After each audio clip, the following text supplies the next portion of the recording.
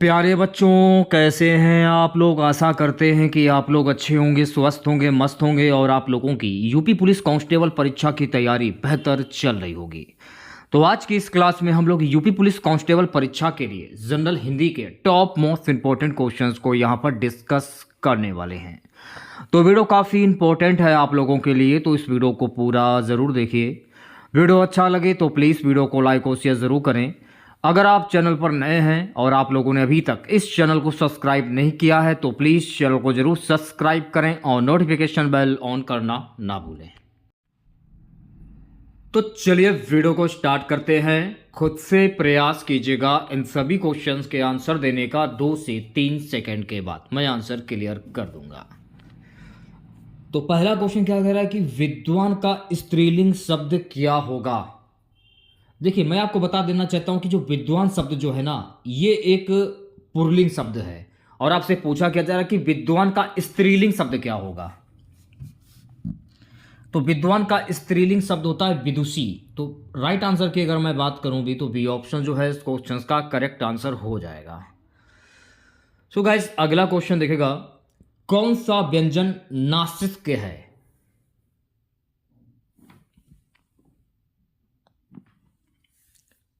कौन सा व्यंजन नासिक है। तो ना जो है ना, ये जो व्यंजन है ये नासिक है। तो राइट आंसर की अगर मैं बात करूं तो डी ऑप्शन करेक्ट हो जाएगा।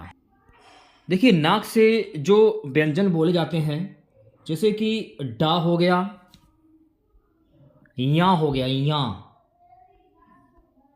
रा खाली हो गया जैसे कि ना,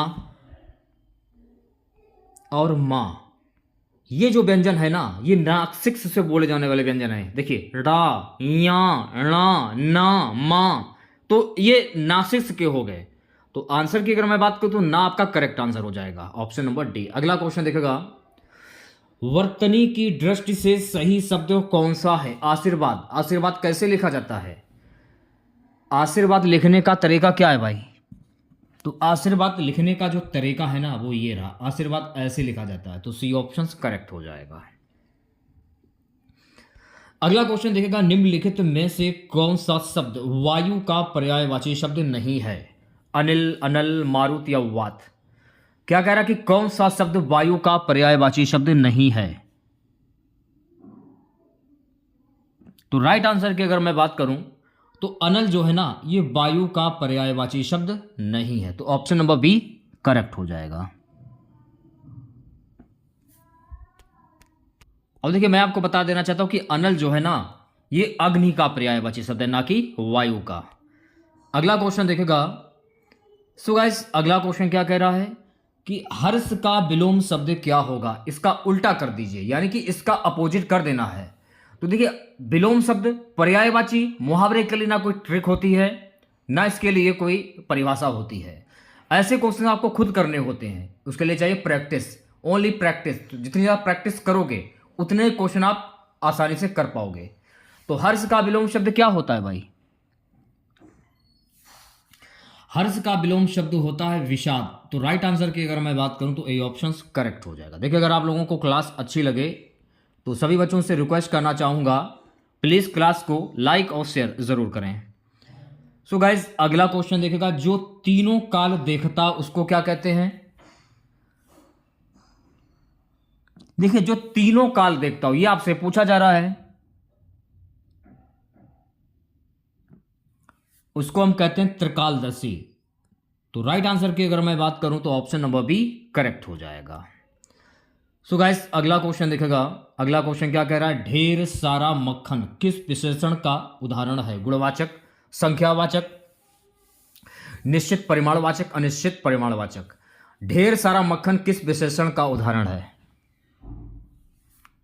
ढेर सारा मक्खन क्या कह रहा है, ढेर सारा अब कितना मक्खन है, इसमें सिर्फ ढेर सारा कर दिया गया है। तो ढेर सारा में तो ज्यादा भी हो सकता है, कम भी हो सकता है। तो फिलहाल ये आपका अनिश्चित परिणामवाचक विशेषण होगा। तो 57 क्वेश्चंस की अगर मैं बात करूं तो डी ऑप्शंस करेक्ट हो जाएगा। अगला क्वेश्चन देखेगा। अगला क्वेश्चन क्या कह रहा है कि किसी शब्द के पूर्व लगाकर उस शब्द का अर्थ बदल देते हैं या उसमें विशेषता उत्पन्न कर देते हैं, उसको क्या करते हैं। उपसर्ग, प्रत्यय, सर्वनाम या समास। उसको हम कहते हैं उपसर्ग। तो राइट आंसर की अगर मैं बात करूँ भी तो भाई ए ऑप्शन जो है इस क्वेश्चन का करेक्ट आंसर हो जाएगा।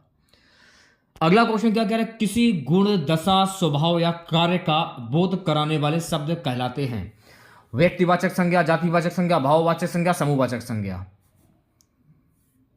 तो ये शब्द क्या कहलाते हैं, तो ये शब्द कहलाते हैं भाववाचक संज्ञा। तो राइट आंसर की अगर मैं बात करूं तो सी ऑप्शन जो है इस क्वेश्चन का करेक्ट आंसर हो जाएगा।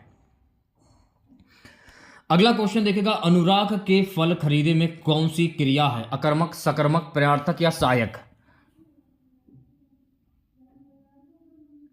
देखिए खरीदे जो है ना, खरीदे ये आपका जो है क्रिया हो जाएगा और फल जो है आपका क्रिया हो जाएगा। ठीक है, तो इसमें आपसे ये पूछा जा रहा है कि इसमें कौन सी क्रिया होगी, तो इसमें होगी सकर्मक क्रिया। तो राइट आंसर की अगर मैं बात करूं तो बी ऑप्शन करेक्ट हो जाएगा। अगला क्वेश्चन देखिएगा, क्या कह रहा है, निम्नलिखित में से एक लोकतृति की विशेषता है। लोकतृति का अर्थ क्या होता है, जैसे मुहावरा आपका हुआ, लोकतृति और मुहावरा दोनों एक ही चीजें होती हैं, एग्जाम में आपको कंफ्यूज नहीं होना। क्या कह रहा है कि निम्नलिखित में से एक लोकतृति की विशेषता है, इसका प्रयोग प्राय अनियुक्ति अथवा अप्रस्तुत व्यंजना के लिए होता है। तो ऑप्शन नंबर डी जो है इस क्वेश्चन का करेक्ट आंसर हो जाएगा। थोड़ा सा अजीब टाइप का क्वेश्चन है, फिर भी आप इसे एक बार देख जरूर लीजिए, क्योंकि एग्जाम में अजीब टाइप के ही क्वेश्चन जो है वो पूछे जाते हैं। सिंपल तो क्वेश्चन मैं आपको करा ही रहा हूँ और हार्ड भी क्वेश्चन मैं आपको करा रहा हूँ। अगला क्वेश्चन क्या है, हथेली पर सरसों उगाना, मुहावरे का अर्थ क्या होगा भाई, परिश्रम करना, असंभव कार्य करना, बहुत अधिक प्रयत्न करना, दृढ़ संकल्प करना। क्या कह रहा है, हथेली पर सरसों उगाना, तो इसका मुहावरा क्या होगा, इसका मुहावरा होगा असंभव कार्य करना। तो राइट आंसर की अगर मैं बात करूं भाई बी ऑप्शन करेक्ट हो जाएगा। चलिए बढ़ते हैं नेक्स्ट क्वेश्चन की ओर। प्यारे बच्चों अगला क्वेश्चन देखेगा, क्या कह रहा है, निम्नलिखित में से ह्रस्व स्वर हैं, बड़ा आ, बड़ी ई, बड़ा ओ या औ। तो इनमें से ह्रस्व स्वर कौन सा होगा, तो औ जो है ना गाइस, ये आपका ह्रस्व स्वर हो जाएगा। तो ऑप्शन नंबर डी करेक्ट हो जाएगा। तो ये क्वेश्चन थोड़ा मैं डाउट वाला लग रहा है, क्योंकि ह्रस्व स्वर जो है आपके छोटा आ, छोटी ए, छोटा ओ और री, ये आपके ह्रस्व स्वर होते हैं। और इसमें औ कैसे होगा भाई, तो ये क्वेश्चन हमें थोड़ा गलत लग रहा है। इस पर एक बार जरूर आप लोग देखिएगा, ये क्वेश्चन सही है या गलत कमेंट बॉक्स में जरूर बताएगा। मेरे हिसाब से तो ये क्वेश्चन गलत है, क्योंकि आ, ई, उ और री ये आपके ह्रस्व स्वर होते हैं, ना कि ये होता है। चलिए बढ़ते हैं नेक्स्ट क्वेश्चन की ओर। अगला क्वेश्चन देखेगा, अगला क्वेश्चन क्या कह रहा है, निम्नलिखित में से संयुक्त स्वर कौन कौन से होते हैं, बताइए क्या आंसर होगा, संयुक्त स्वर कौन कौन से होते हैं। तो री जो है ना, ये आपका संयुक्त स्वर होता है। तो ऑप्शन नंबर ए करेक्ट हो जाएगा।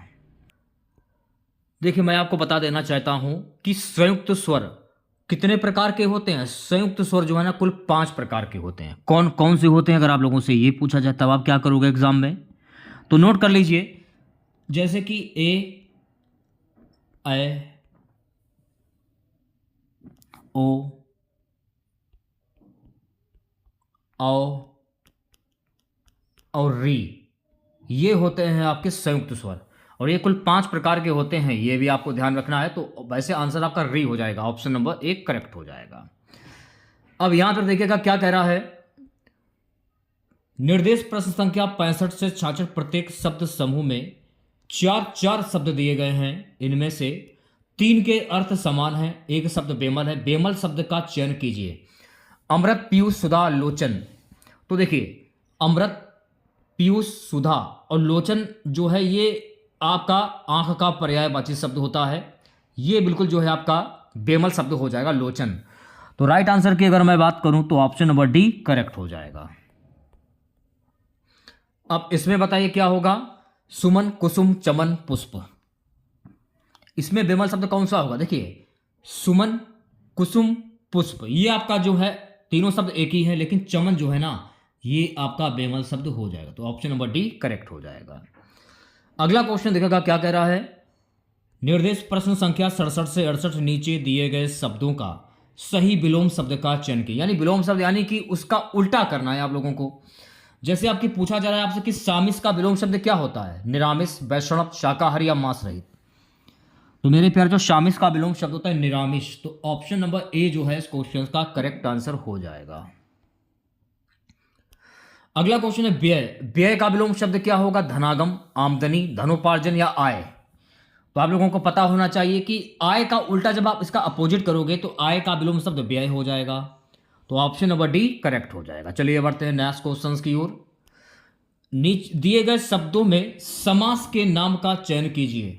जैसे कि चंद्रशेखर, आपसे क्या पूछा जा रहा है कि चंद्रशेखर में कौन सा समास होगा।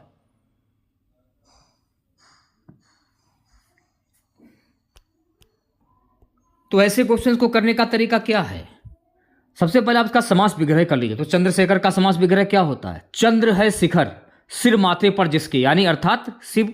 तो मैंने आप लोगों को क्या बताया था कि जब किसी वाक्य में किसी प्रसिद्ध व्यक्ति या भगवान के नाम आ जाए तो वहां पर कौन सा समास होता है, वहां पर बहुप्रिय समास होता है, क्योंकि यहां पर चंद्र और शेखर, शिखर दोनों पद मिलकर एक तीसरे अर्थ भगवान शिव को इंगित करते हैं। एक तो ये ट्रिक हो गई आपकी, और जो मैंने आप लोगों को ट्रिक बताई वो भी आपको याद रखना है। तो यहां पर कौन सा समास होगा, बहुप्रिय समास हो जाएगा। तो ऑप्शन नंबर सी करेक्ट हो जाएगा। अगला क्वेश्चन देखिएगा क्या कह रहा है कि रात दिन। रात दिन में कौन सा समास होगा। रात और दिन के बीच में आपको एक योजक चिन्ह दिख रहा होगा। जहां पर योजक चिन्ह होता है तो मेरे प्यारे बच्चों वहां पर कौन सा समास होता है, द्वंद्व समास होता है। तो ऑप्शन नंबर ए करेक्ट हो जाएगा। क्वेश्चन अगला क्वेश्चन देखिएगा, निम्नलिखित में से कौन सा शब्द सदैव एक वचन में रहता है। क्या कह रहा है कि कौन सा ऐसा शब्द जो सदैव एक वचन में रहता है, जनता, दर्शन, लोग, आंसू। देखिए जनता जो है ना ये एक वचन में रहता है, क्योंकि जनता एक भी हो सकती है, दो भी हो सकती है, तीन भी, यानी अनेक भी हो सकते हैं। कहने का मतलब ये है, लेकिन जनता जो है ना ये सदैव एक वचन में रहती है। तो ऑप्शन नंबर ए जो है ये बिल्कुल सही हो जाएगा। दर्शन, लोग, आंसू, ये सारे जो शब्द देख रहे हैं आप लोग ये बहुवचन के शब्द हैं। करण कारक की विभक्ति कौन सी होगी, very very most important question, 5 star लगा लीजिए। करण कारक की विभक्ति क्या होगी, कर्ता ने कर्म को करण से के द्वारा, करण से के द्वारा। तो राइट आंसर क्या होगा, ऑप्शन नंबर बी करेक्ट हो जाएगा। बचपन में आप लोगों ने पढ़ा होगा कि कर्ता ने कर्म को करण से के द्वारा संप्रदान के लिए अपादान संबंध का के अधिकरण मय पर।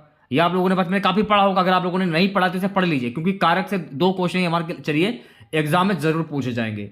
तो से के द्वारा, तो बी ऑप्शन करेक्ट हो जाएगा। और अगर आप लोगों से यह पूछा जाए कारक के कुल कितने भेद होते हैं, तो कारक के कुल 8 भेद होते हैं। यह भी आपको ध्यान में रखना है।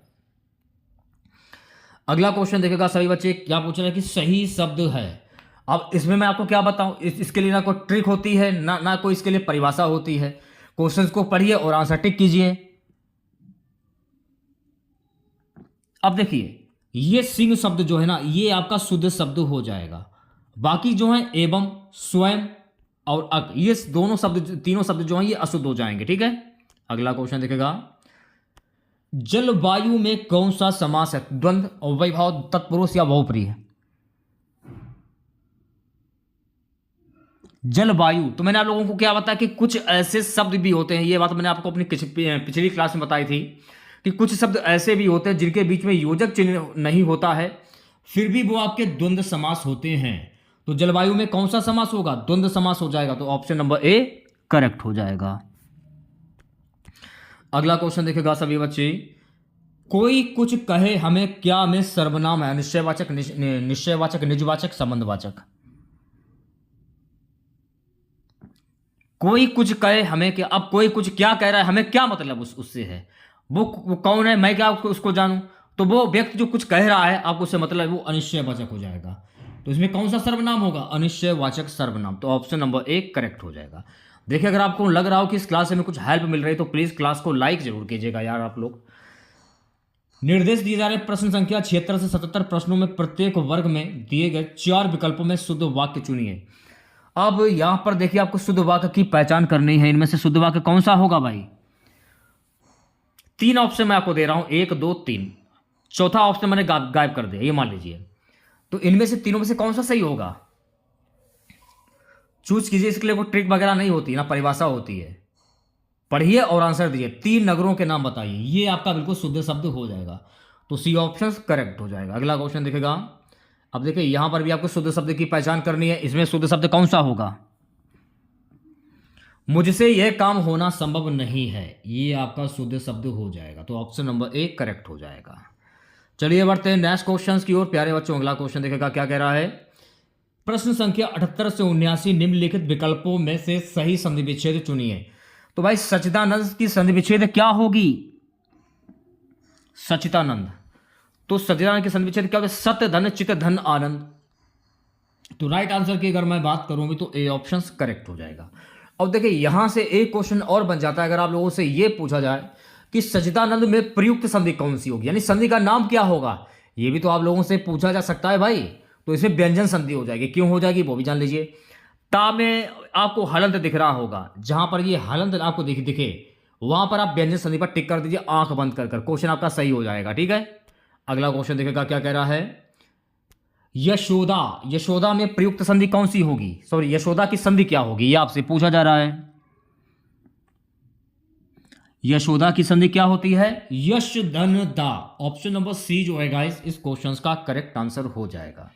और अगर आप लोगों से यह पूछा जाए कि यशोदा में प्रयुक्त संधि कौन सी होगी भाई, तब क्या करोगे आप लोग? तो यशोदा में हो जाएगी विसर्ग संधि। अब देखिए यश में आपको विसर्ग के निशान दिख रहे हैं, इसलिए यहां पर विसर्ग संधि हो जाएगी। जब भी ऐसा हो आंख बंद करके विसर्ग संधि पर टिक कर दीजिए, सही हो जाएगा क्वेश्चन आपका। ठीक है, तो सी ऑप्शन करेक्ट हो जाएगा। अगला क्वेश्चन देखेगा। निर्देश प्रश्न संख्या 80 से 81 निम्नलिखित शब्दों के पर्यायवाची शब्द चुनिए। तो भाई मछली का पर्यायवाची शब्द क्या होता है? गौरी, पद्मा, प्रिया, मीन। मछली का पर्यायवाची शब्द क्या होता है? तो मछली का पर्यायवाची शब्द होता है मीन। ये तो बच्चों वाला क्वेश्चन है, आसानी से आप लोग कर सकते हो, तो डी ऑप्शन करेक्ट हो जाएगा। अगला क्वेश्चन क्या कह रहा है कि पति, यानी पति का पर्यायवाची शब्द क्या होता है भाई? पति शब्द का पर्यायवाची शब्द होता है आर्य। तो ऑप्शन नंबर बी जो है इस क्वेश्चन का करेक्ट आंसर हो जाएगा। निर्देश प्रश्न संख्या 82 से 83 क्या कह रहा है। प्रश्नों में प्रत्येक मुहावरे लोककृति के लिए विकल्प दिए गए हैं, इनमें से एक उचित सही विकल्प का चयन कीजिए। मुहावरे दिए जा रहे हैं, क्या कह रहा है। एक तवे की रोटी क्या छोटी क्या मोटी, इसका मुहावरा क्या होगा बताइए, आंसर दीजिए क्या होगा इसका आंसर। इसका आंसर होगा सभी लगभग समान होना। ऑप्शन नंबर डी जो है इस क्वेश्चन का करेक्ट आंसर हो जाएगा। ऊंट को निगल लिया और दुम को हिचके, इसका मुहावरा क्या होगा भाई? यहां पर देखिए आपका आंसर जो होगा, बड़ी विपत्ति को स्वीकार करना और साधारण बात पर संकोच करना, ये आपका सही शब्द हो जाएगा, यानी ये इसका मुहावरा सही हो जाएगा। ऑप्शन नंबर डी करेक्ट हो जाएगा। अब प्रश्न संख्या में क्या कह रहा है कि 84 से 85 नीचे दिए गए शब्दों में प्रयुक्त संधि का चयन कीजिए। षडानन, षडानन में प्रयुक्त संधि कौन सी होगी भाई? जब आप षडानन की संधि करोगे तो षडानन की संधि क्या होती है? षट धन आनन, षट धन आनन। Very very most important question है, 5 स्टार लगा लीजिए। तो मैंने आपको क्या बताया था कि जहां पर हलंत लगा हुआ आपको मिले, आंख बंद करके व्यंजन संधि पर टिक कर दी, तो ऑप्शन नंबर 1 करेक्ट हो जाएगा। धर्मात्मा, धर्मात्मा में प्रयुक्त संधि कौन सी होगी भाई? धर्मात्मा, सबसे पहले धर्मात्मा की संधि कर लीजिए। तो धर्मात्मा की संधि क्या होती है भाई? धर्म धन आत्मा। ठीक है, अब देखिए इसको तो मान लिया जाएगा छोटा और इसको मान लिया जाएगा बड़ा आ। छोटा प्लस बड़ा मिलकर क्या बना? छोटा प्लस बड़ा मिलकर बना बड़ा आ। और नियम के अनुसार बड़ा किस में आता है? दीर्घ स्वर संधि में। वैसे दीर्घ स्वर संधि तो है ही नहीं ऑप्शंस में, तो स्वर संधि पर टिक कर दीजिए, तो ऑप्शन नंबर 1 करेक्ट हो जाएगा। अगला क्वेश्चन देखिएगा सभी बच्चे। नीचे दिए गए वाक्यांशों के लिए सही शब्द का चयन कीजिए। क्या कह रहा है कि जिस बीमारी का ठीक होना संभव ना हो उसको क्या कहते हैं? असाध्य, विकट, भयानक या घातक। क्या कह रहा है? जिस बीमारी का ठीक होना संभव ना हो, तो जिस बीमारी का ठीक होना संभव ना हो उसको क्या कहते हैं? असाध्य कहते हैं। तो ए ऑप्शन जो है इस क्वेश्चन का करेक्ट आंसर हो जाएगा। अगला क्वेश्चन देखेगा। अगला क्वेश्चन क्या है? जिस पर विजय प्राप्त कर ली गई उसको क्या कहते हैं? आक्रांत, अजय, विजित या पराजित। क्या कह रहा है? जिस पर विजय प्राप्त कर ली गई हो, तो जिस पर विजय प्राप्त कर ली गई उसको हम कहते हैं विजित। तो राइट आंसर की अगर मैं बात करूं तो सी ऑप्शन करेक्ट हो जाएगा।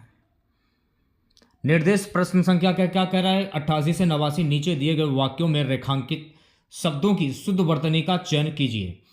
पूजनीय पिताजी को सादर प्रणाम। तो पूजनीय कैसे लिखा जाता है? पूजनीय को लिखने का तरीका क्या है भाई? पूजनीय, पूजनीय ऐसे लिखा जाता है। तो ऑप्शन नंबर ए जो है इस क्वेश्चन का करेक्ट आंसर हो जाएगा। अगला क्वेश्चन देखेगा, रूप रस गंध आदि के अनुभव के लिए मनुष्य के पास ज्ञानेंद्रियां। तो ज्ञानेंद्रियां कैसे लिखा जाता है? ज्ञानेंद्रियां लिखने का तरीका क्या है भाई?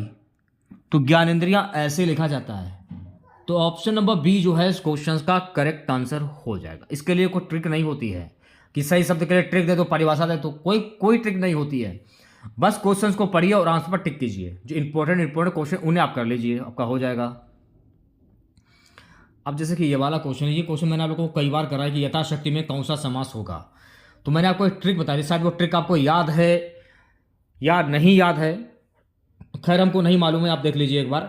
देखिए जहां पर मान लीजिए यथा आ जाए, अनु आ जाए, प्रति आ जाए, बड़ा आ जाए, भर आ जाए, उद आ जाए और हर आ जाए जहां पर, तो वहां पर आपका होता है अव्ययीभाव समास। अब जैसे कि यथाशक्ति, शक्ति के अनुसार, यथाशक्ति, स्टार्टिंग का शब्द यथा कहां पर है? यथा ये दिया गया है। अनुप्रति, प्रतिदिन, आडंबर, भरपेट, उदय, हर दिन, तो यहां पर अव्ययीभाव समास हो। तो ऑप्शन नंबर बी करेक्ट हो जाएगा। सो गाइस अगला क्वेश्चन क्या कह रहा है? इनमें एक शब्द घोड़े का पर्यायवाची शब्द नहीं है। तो इनमें घोड़े का पर्यायवाची कौन सा शब्द नहीं है, यह आपसे पूछा जा रहा है। अश्म, ये घोड़े का पर्यायवाची शब्द हो जाएगा, क्योंकि अश्म नहीं होता है, अश्व होता है। ठीक है, ऑप्शन नंबर ए करेक्ट हो जाएगा। अगला क्वेश्चन देखेगा सभी बच्चे। अगला क्वेश्चन कह रहा है कि निम्नलिखित में से कौन सा शब्द सिंह का पर्यायवाची है? तो भाई सिंह का पर्यायवाची शब्द कौन सा होगा, ये आपसे पूछा जा रहा है। तो पंचानन, पंचानन जो है ना, ये सिंह का पर्यायवाची शब्द हो जाएगा। ऑप्शन नंबर सी करेक्ट हो जाएगा। अगला क्वेश्चन देखेगा, जिस समास के दोनों ही पद प्रधान हो उसे क्या कहते हैं? द्विगु समास, द्वंद्व समास, तत्पुरुष समास या कर्मधारय समास? उस समास को क्या कहते हैं? उस समास को कहते हैं द्वंद्व समास। तो ऑप्शन नंबर बी करेक्ट हो जाएगा। अगला क्वेश्चन देखेगा सभी बच्चे। शब्द गर्मजोशी का समानार्थी शब्द चुनिए। गर्मी, सरगर्मी, गुस्सा या इनमें से कोई नहीं। क्या कह रहा है? शब्द गर्मजोशी का समानार्थी शब्द क्या होगा भाई? गुस्सा। तो 94 क्वेश्चंस की अगर मैं बात करूं तो सी ऑप्शन करेक्ट हो जाएगा। अब यहां पर देखिए क्या कह रहा है कि सही संधि विच्छेद का चयन कीजिए। सही संधि विच्छेद का चयन करना है आप लोगों को। तन्मय, तो तन्मय का संधि विच्छेद क्या होता है? तत् धनमय, और उसमें कौन संधि होगी? व्यंजन संधि हो जाएगी। यह भी आपको ध्यान में रखना। तो ऑप्शन नंबर सी करेक्ट हो जाएगा। अगला क्वेश्चन देखेगा, निम्न में तत्सम शब्द का चयन कीजिए। यानी ऐसे शब्द जो संस्कृत भाषा से उत्पन्न हुए हों वो तत्सम शब्द कहलाते हैं। तो इनमें आपको देखिए संस्कृत भाषा शब्द जो है उसकी पहचान करनी है। तो निष्कृष्ट, ये आपका संस्कृत भाषा का शब्द, यानी ये तत्सम शब्द हो जाए। तो ऑप्शन नंबर डी करेक्ट हो जाएगा। कृष्ण का पर्यायवाची शब्द चुनिए। तो कृष्ण का पर्यायवाची शब्द क्या होगा? केशव, माधव, मुकुंद या ऋषिकेश? केशव। अर्जुन जो श्री कृष्ण को क्या कहते थे? केशव कहते थे। तो केशव, कृष्ण का पर्यायवाची शब्द क्या होता है? Keshav. Option number A correct हो जाएगा। अगला क्वेश्चन देखेगा। अगला क्वेश्चन है मेरे प्यारे बच्चों की, गीतांजलि किसकी रचना है? मीराबाई, सुभद्रा कुमारी, चौहान, रविन्द्रनाथ टैगोर या यशपाल? तो क्या इस गीतांजलि जो है ना, ये रविन्द्रनाथ टैगोर की रचना। तो ऑप्शन नंबर सी करेक्ट हो जाएगा। अगला क्वेश्चन देखेगा। अगला क्वेश्चन क्या कह रहा है कि गोदान किसकी रचना है? प्रेमचंद, जयशंकर प्रसाद, महादेवी वर्मा या निराला? तो गोदान जो है ना, मुंशी प्रेमचंद की रचना। तो ऑप्शन नंबर ए करेक्ट हो जाएगा।